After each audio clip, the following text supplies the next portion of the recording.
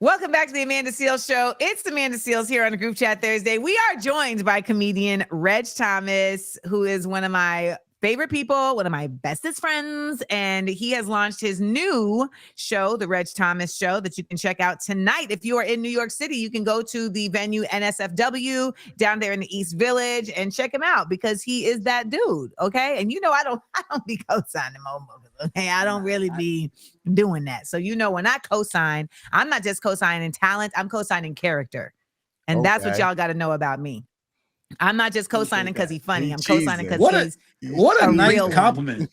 He's cheesy. What a nice compliment. That was such a really good compliment. I wouldn't say you did just because they nice. I said you did because they great people. I'm like, there you go. That's your tagline. Not just a good guy, not just a funny guy, a good guy. Yeah. There you go.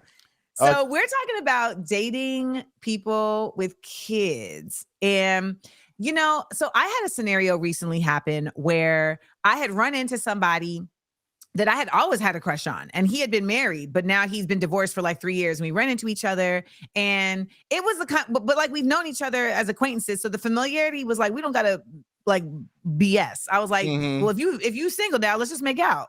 And so on the spot, he started to try to make out with me. And I was like, ho. There's like a lot of people around. And if we start, I'm going to want to advance. And I was like, we're not going to smash, but there's activities. So then he was like, all right, well, because we were both in another city. So he was like, well, will you stay another day? We can spend the whole day together tomorrow. And I'm just like, oh my God, you deserve, Amanda, you deserve. And so I was about to make these shifts to my schedule. And then he all of a sudden was like, oh man, my stomach hurts. And I was like, okay, you should probably drink some ginger ale. And then next thing I knew, maybe like 15 minutes later, he was like, literally trying to keep why you know me so well. I'm like, yeah, that's fine. Yeah. You got a headache? I think I got Tylenol in my purse. And then he was like, my son, he has to get like a dental procedure done in the morning. And, I just don't feel comfortable like calling him while there's another woman in the room. And I was like, well, I'm not going to be like on the FaceTime with y'all. And he was like, yeah, I know, but like, he'll know my vibe is off. If you're there. Man. I was like, you know what? Let me change my flight back. And he was like, I don't see why you getting so bothered. I was like, well, first of all, I'm not even that bothered, but ultimately it's because you asked me to change my plans like significantly. And I did. And now you're saying that you will not adjust literally calling your son from a different room because you feel some type of way.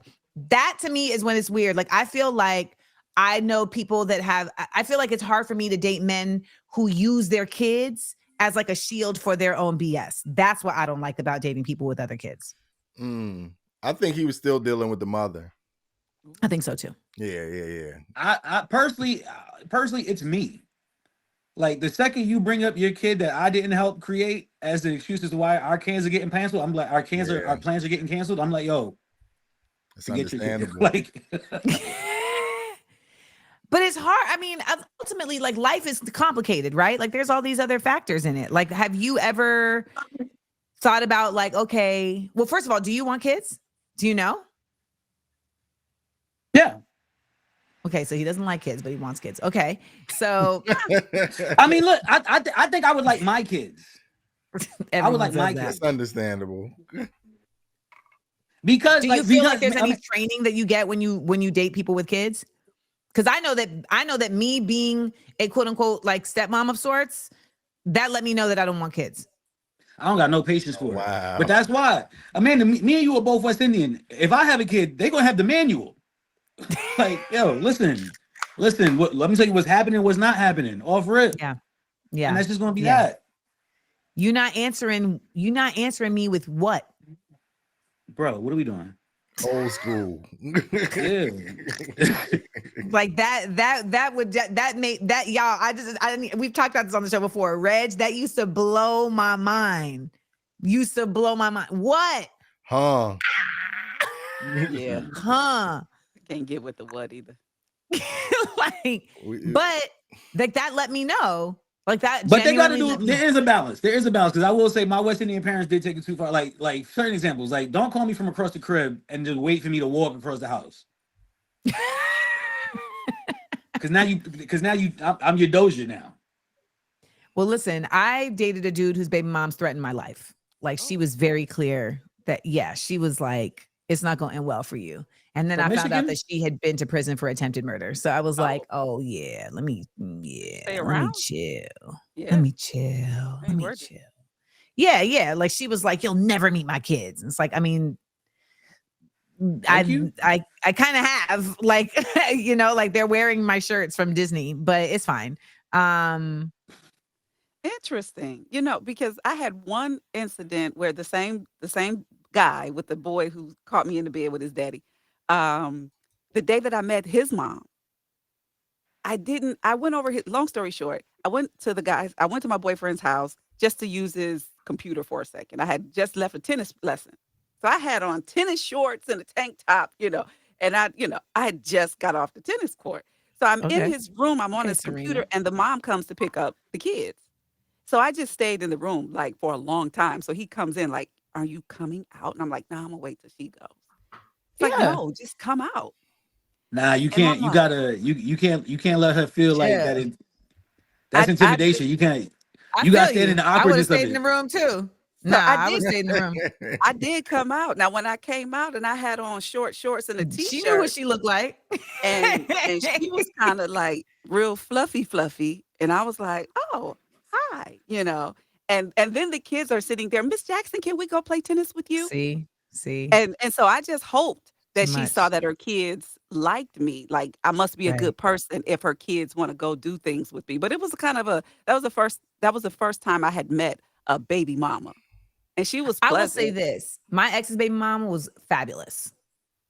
Fabulous. Like she was so kind and she was very understanding of like, okay, this is how my daughter be. And so she would give me like the cheat codes. You know what I'm saying? Like, don't let her run you. She gonna try and do XYZ. Don't let her do that. And so I like really appreciated that she didn't see me as some type of, you know, I don't know. She didn't have any animosity towards me whatsoever. And it just made that exchange like so much more smooth. Adulting, truly. Yeah, that's real solid of her. Yeah, especially, like I was like, yes, sis. Like, I would send her gifts. Like, well, there you go. I had a scenario like that where one time I dated a chick with a kid. We broke up, but we were good friends. So then comedy was kind of hard. She helped me get a job at the cell phone store she was working at. Oh. So I'm working at the cell phone store with her. My first day showing up at work, she's pregnant. I haven't seen her in months. She's pregnant for her new boyfriend. So I was already like, damn, we're definitely never. I was like, oh, you really just the homie. You really just looking out for me. Yeah. Mm-hmm. So wow. So she like for a couple weeks she was complaining about how one of the managers was always bothering her or like just picking on her, whatever. One day her new baby father pulled up to the store. Hey yo, he was so big compared to me. I'm like, how are we Eskimo bros? Like how like what? Like how? Me and him have nothing in common. Like you clearly don't have. She clearly doesn't have a type. Yeah, the biggest blood I've ever seen. He walked in.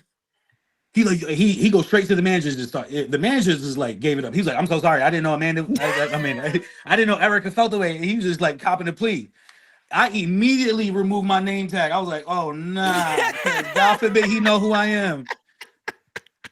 I moonwalked into the stock room. I was like, yeah, I'm over here. Not moonwalk. Yeah, that was the one thing I did. I was like, your new man's a way bigger man than me because I'll let you be harassed at work. Like, he's over here taking care of things for you. So yeah, you're the worst. Now I got to take away your good character title. Because I remember when we were together, she would complain to me about her managers, and I would just be like, babe, because we gotta get you a new job or something. But her man, he was like, hey, I need peace at the house. He said, I need peace at the house. So look, that's how it go. Well, Reg, we always appreciate folks who have spirited commentary. So thank you for joining us here on our group chat Thursday. Now, Reg is our headliner of the week, so you're going to be able to hear him in the back of the class. And we're going to go Ficky for the record tomorrow. So make sure that you join us for that. Reg, tell the people where they can get more Reg Thomas in their lives. So catch me on all social platforms, Reg Thomas. I'm open on the road for Amanda. So just about anywhere you'll see Amanda this year, you'll see me. Catch me headlining the DC Improv April 4th through the 6th. Laugh Boston in April. And hopefully, fingers crossed, I'll be in LA sometime around May.